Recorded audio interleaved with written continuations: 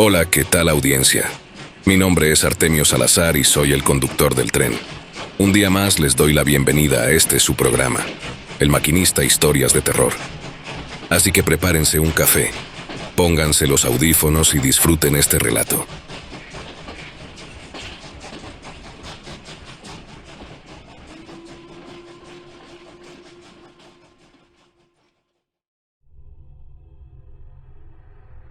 Mi nombre es Emiliano Guerrero y soy arqueólogo. Desde joven los misterios de las civilizaciones antiguas me atraparon, pero fue la cultura maya la que me cautivó por completo. Tras años de investigación, con la esperanza de encontrar algo que pudiera cambiar nuestra comprensión de esta antigua civilización, me topé con un manuscrito que hablaba de un cenote sagrado, escondido en lo profundo de la selva mexicana. En ese momento, supe que esta sería mi próxima gran aventura. Los relatos orales de las comunidades mayas cercanas mencionaban una serie de pistas sobre este cenote, pero nadie parecía saber su ubicación exacta. Según las leyendas, el lugar había estado oculto durante siglos, y muchos creían que lo que se encontraba en su interior era tan valioso como peligroso. Esto solo alimentó mi curiosidad. Pasaron semanas de investigación, consultas con los ancianos y estudio de antiguos documentos coloniales, hasta que logré reunir suficientes pistas para trazar un posible camino hacia el cenote. El viaje no fue fácil. La selva era densa, casi impenetrable, y el calor opresivo no daba tregua. A lo largo del trayecto, me enfrenté a obstáculos naturales: mosquitos con un hambre feroz, animales salvajes y la constante amenaza de perder el rumbo en el laberinto de árboles y vegetación. Pero la determinación me mantenía en marcha. Sabía que algo grande me esperaba. Finalmente, después de varios días de búsqueda, lo encontré. La entrada al cenote no era como cualquier otra. Estaba oculta bajo una capa de raíces gruesas y piedras cubiertas de musgo. Al principio, pensé que podría ser una simple cueva, pero algo en el aire me hizo sospechar que estaba ante algo mucho más significativo. Me adentré en el túnel sin dudar. La oscuridad era casi total, pero algo me empujaba a seguir adelante. El aire era pesado, denso, como si el lugar hubiera estado sellado durante siglos. Al caminar por el pasillo de roca, me di cuenta de que las paredes estaban cuidadosamente labradas, algo que no esperaría encontrar en una cueva natural. La sensación de estar en un lugar especial, con una historia que necesitaba ser contada, creció en mi interior. Al final del túnel, encontré una cámara más grande. La luz de mi linterna iluminó los muros, y lo que vi me dejó sin palabras. Los murales, los colores, aunque desvanecidos por el tiempo, todavía mostraban figuras complejas y símbolos que nunca había visto. Seres con cuerpos alargados, cabezas enormes y ojos que parecían mirar más allá de lo terrenal. No pude evitar la sensación de que estos seres no pertenecían al mundo humano. Los símbolos astronómicos que rodeaban las figuras tampoco coincidían con los conocidos. Era como si los mayas hubieran documentado algo más allá de su propia mitología, algo más grande. Me adentré aún más en la cámara y, en un pedestal de piedra, descubrí un conjunto de tablillas de piedra. Con manos temblorosas, las tomé cuidadosamente. Estaban cubiertas por el polvo del tiempo, pero las inscripciones eran claras, talladas con precisión en maya antiguo. Al principio, solo pude reconocer algunas palabras, pero había algo en esas inscripciones que me intrigaba profundamente.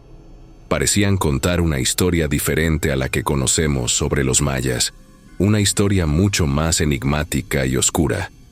Lo más sorprendente fue que, mientras observaba las tablillas, pude distinguir una fecha escrita con símbolos astronómicos, una fecha que, según mis cálculos, podría coincidir con eventos de los próximos años. Las palabras mencionaban a seres de otras estrellas y hablaban de un despertar, de una conexión entre los cielos y la tierra que no encajaba con ninguna creencia maya que yo conociera. No entendía todo lo que estaba leyendo, pero sabía que esto no era solo un hallazgo arqueológico común. Esto cambiaba la perspectiva de lo que sabíamos sobre los mayas. El aire en el templo estaba denso, como si algo estuviera esperando ser descubierto. Sin embargo, mi enfoque era total. Tomé las tablillas y con cuidado las guardé en mi mochila. Estaba claro que este descubrimiento cambiaría el rumbo de mi carrera, no solo por el valor histórico de lo que había encontrado, sino por el misterio que estas inscripciones encerraban.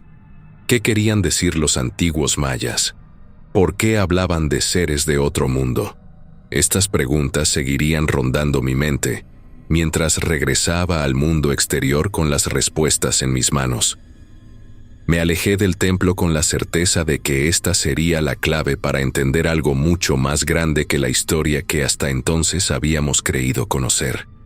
Sabía que mi trabajo apenas comenzaba. Las tablillas debían ser estudiadas con más detalle y las respuestas estaban más cerca que nunca.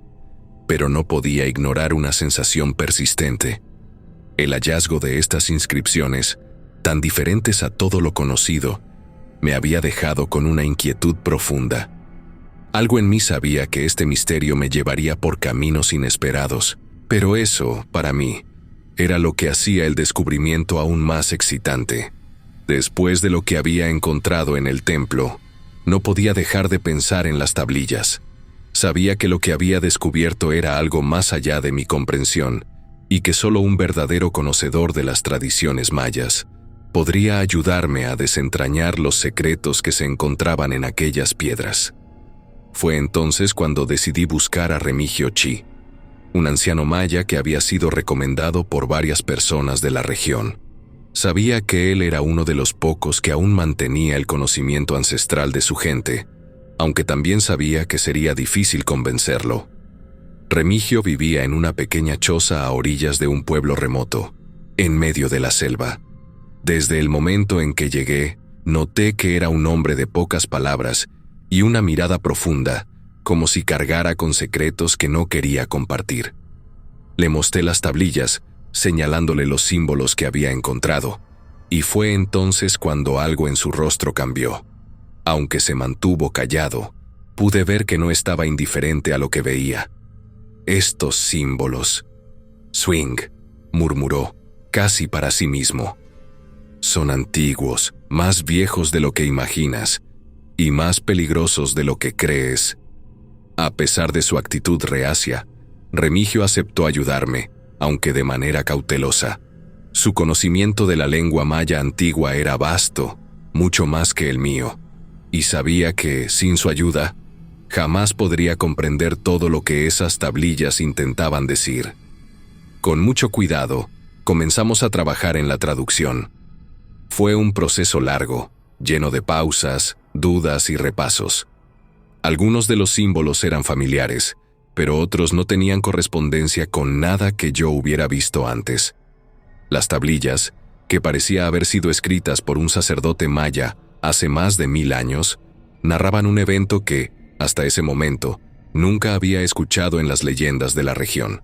En la primera tablilla, el sacerdote describía el avistamiento de seres que llegaron del cielo. Eran criaturas de formas extrañas, nada parecidas a los humanos ni a los animales conocidos. Según las palabras del sacerdote, las criaturas descendieron de unas naves que surcaron los cielos, grandes y resplandecientes, dejando una estela luminosa que iluminó toda la selva.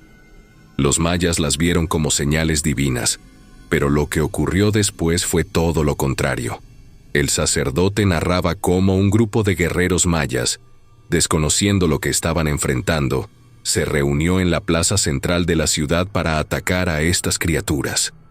Los guerreros, armados con sus lanzas y hachas de obsidiana, no tardaron en lanzarse al ataque, convencidos de que podían acabar con esos seres del cielo. Pero lo que ocurrió fue mucho peor. Las criaturas, sin esforzarse, empezaron a matar a los guerreros de formas grotescas. No eran solo heridas físicas, sus cuerpos parecían desintegrarse en el aire, como si la misma esencia de la vida fuera arrancada de ellos. Los guerreros morían gritando, pero sus gritos eran apagados por una fuerza invisible que parecía absorber su dolor.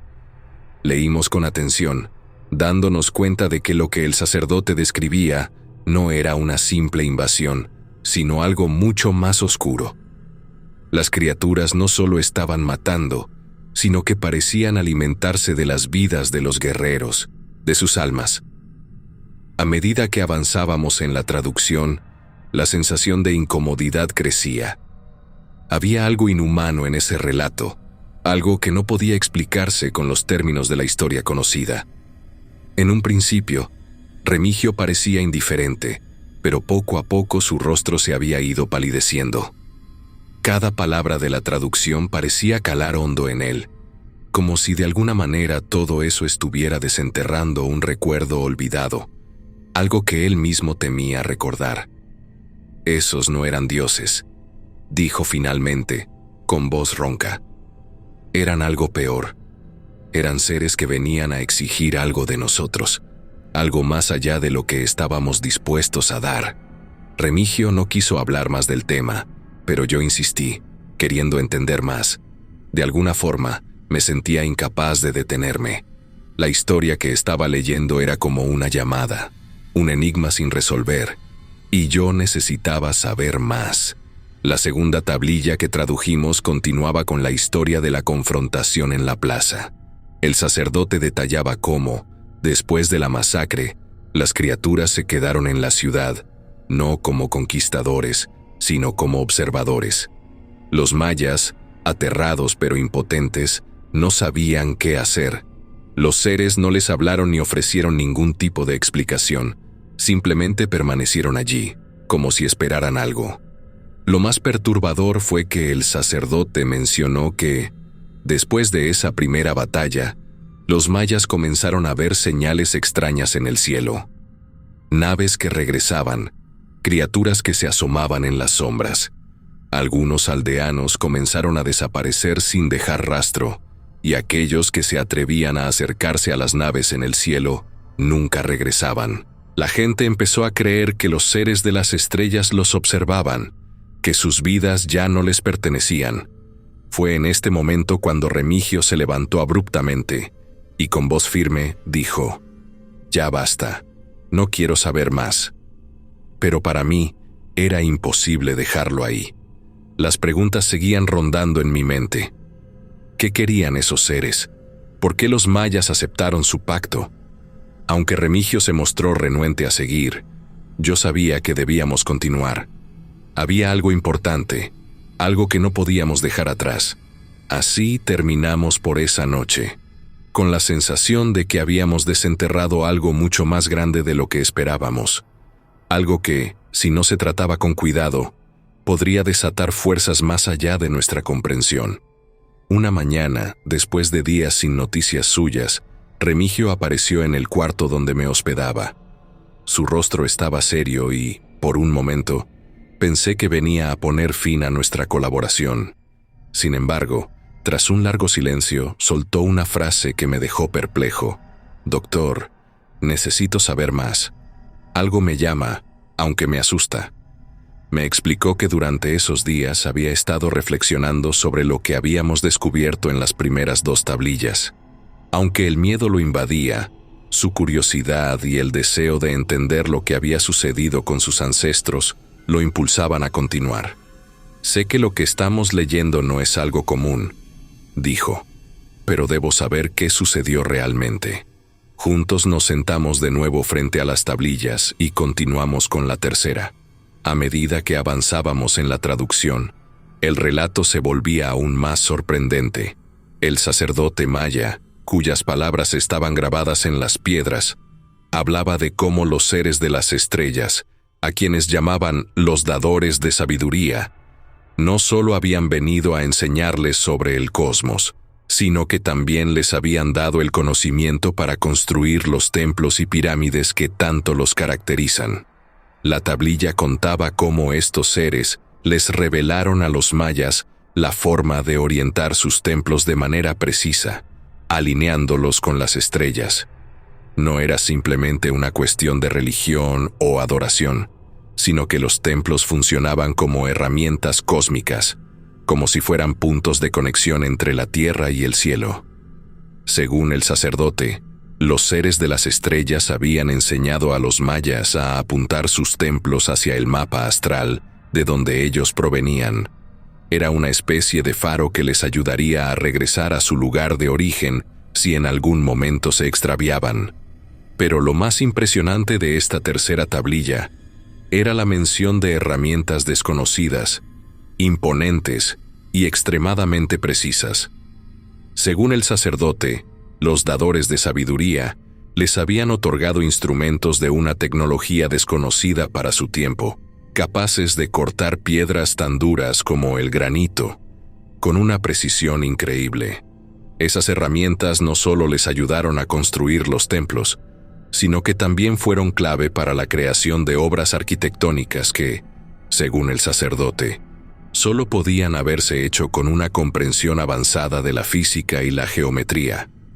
Lo que me llamó la atención fue que el sacerdote parecía describir estos artefactos con un asombro palpable, como si no pudiera entender completamente cómo era posible que seres humanos pudieran crear herramientas tan poderosas.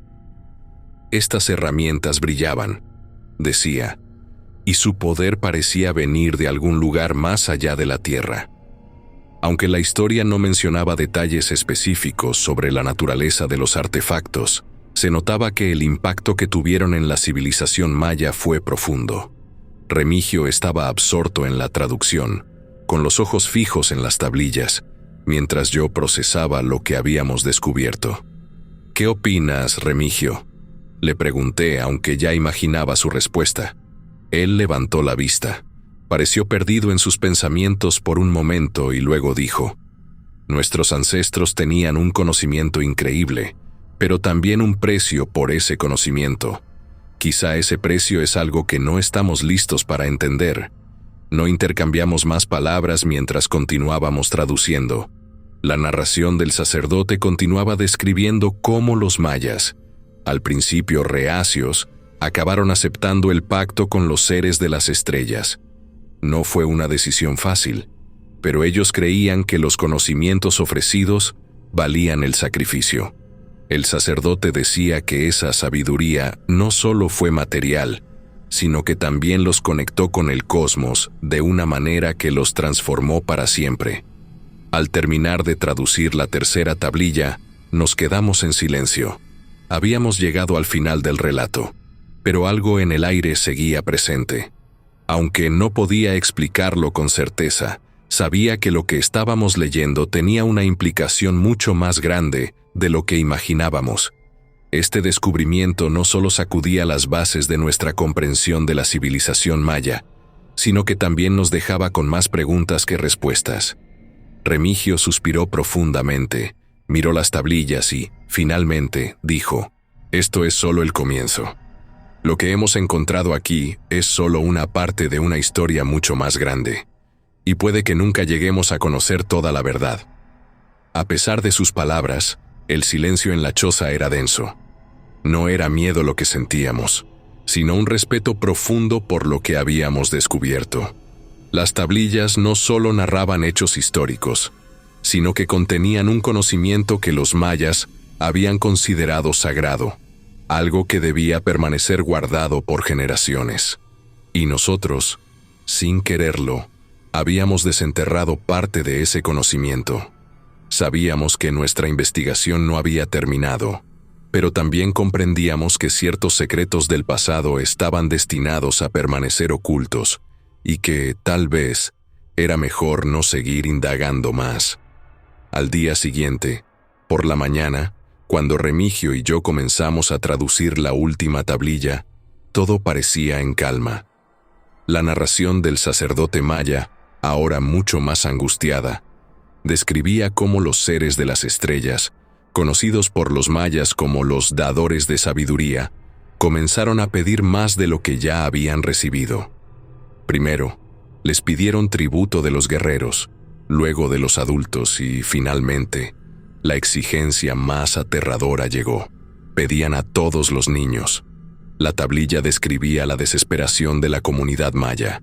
Los ancianos, los líderes, las madres y los padres, todos se enfrentaron a la misma pregunta. ¿Cómo podrían entregar a sus hijos? ¿Por qué los dadores de sabiduría necesitaban a los niños? No había explicación, solo una demanda inquebrantable. El sacerdote, temeroso pero resoluto, escribió cómo en ese momento el pueblo maya se unió para hacer frente a lo impensable. Este era el límite, decía la tablilla. Nadie iba a entregar a su descendencia. La sangre de los niños era la última línea que no podíamos cruzar. Los mayas, ahora más conscientes de su situación, comenzaron a cuestionar las enseñanzas de los seres de las estrellas. Habían aprendido mucho de ellos, pero a un precio que ya no estaban dispuestos a pagar. La guerra comenzó con una decisión valiente: resistir. Pero algo más, algo que nunca habíamos anticipado, estaba por ocurrir.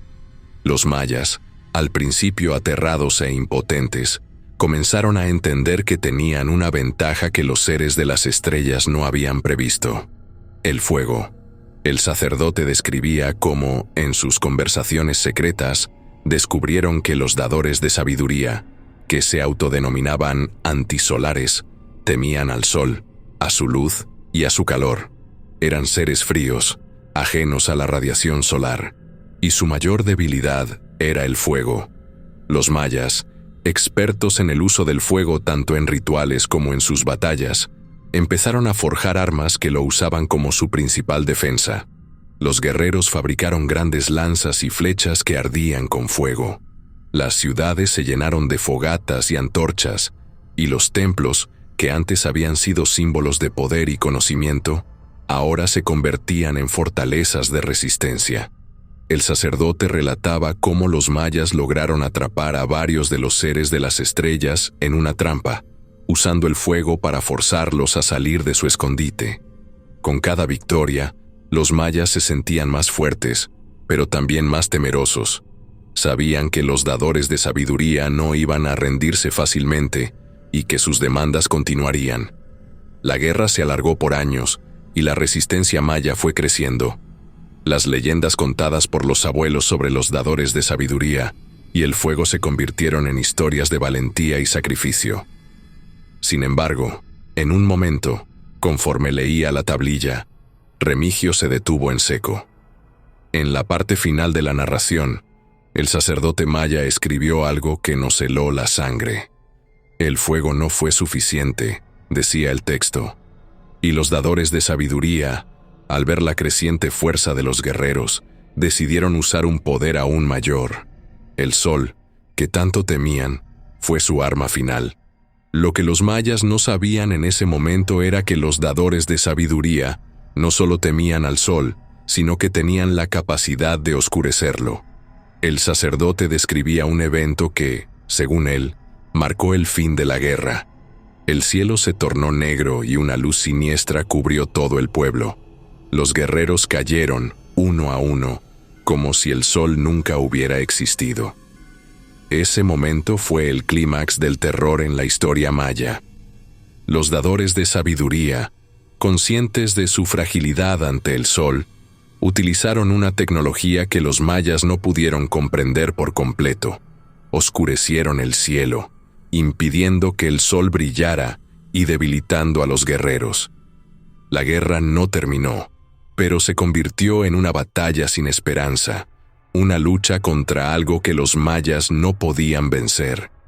Levanté la vista de la tablilla y pude ver que Remigio estaba pálido, no solo por el relato, sino por la sensación palpable de que lo que estábamos leyendo no era solo una historia antigua. Había algo en esas palabras, algo que nos conectaba con esos eventos, algo que nos hacía preguntarnos si las sombras del pasado seguían acechando en el presente. Pero antes de que pudiera decir algo, Remigio me interrumpió. «Doctor, debemos detenernos. Si seguimos, no sé qué más encontraremos en estas tablillas. Ya hemos aprendido más de lo que deberíamos». Nos detuvimos unos días para procesar lo que habíamos aprendido. Por mi parte, yo estaba maravillado y desconcertado al mismo tiempo. Estas tablillas estaban esclareciendo muchos mitos que, por muchos años, no fueron del todo resueltos. Cuando retomamos la lectura, sentí escalofríos, pues era como leer un pasaje apocalíptico de la Biblia. La guerra entre los mayas y los seres de las estrellas parecía no tener fin, y los pueblos empezaban a perder la esperanza. Sin más opciones, los mayas decidieron huir. Abandonaron las grandes ciudades que habían construido, sus templos y pirámides. Se refugiaron en la selva y en las montañas, en cuevas escondidas donde las criaturas de las estrellas no podían encontrarlos. Pude sentir la tristeza en sus palabras. Estaba claro que, para el sacerdote, abandonar las ciudades no solo significaba huir de los seres, sino también perder lo que los mayas habían sido. El sacerdote describía cómo las grandes pirámides, que en su tiempo fueron símbolo de poder y conocimiento, ahora estaban vacías. Lo peor, sin embargo, fue el silencio que siguió a su huida. Los mayas dejaron de hablar de los seres y, con el tiempo, las ciudades se fueron desmoronando. De acuerdo con la tablilla, después de su huida, los mayas vivieron ocultos por muchos años, en pequeños grupos dispersos, hasta que de un día para otro se percataron de que estos seres ya no estaban, simplemente habían desaparecido. La tablilla terminó con una frase que me dejó inquieto. Nos dejaron en silencio, y ese silencio fue más aterrador que sus voces. Me quedé mirando la tablilla, el peso de lo que acababa de leer sobrecogiéndome. Remigio, sentado a mi lado, no decía nada. Yo tampoco. Estábamos frente a algo mucho más grande que nosotros, algo que ni siquiera habíamos comenzado a entender. Lo que más me impactó fue que los mayas, después de todo, nunca supieron por qué los seres se fueron. ¿Había sido un simple abandono o había algo más detrás de su partida? Remigio, después de un largo rato de silencio, me miró. «¿Qué vamos a hacer ahora, doctor?», me preguntó. No sabía qué decir. Sabía que ya no éramos los mismos después de lo que habíamos leído. Finalmente, con la sensación de haber desenterrado una parte crucial de la historia maya, decidimos guardar las tablillas. Una cosa era mi hambre de conocimiento, pero otra muy diferente era mi disposición a sembrar el caos en el mundo. Además, ¿de qué sirve enseñarlas? Sé cómo funciona este negocio. Desde hace muchos años se ha silenciado la existencia de seres que nos visitan desde las estrellas. No encuentro por qué ahora podría ser la excepción.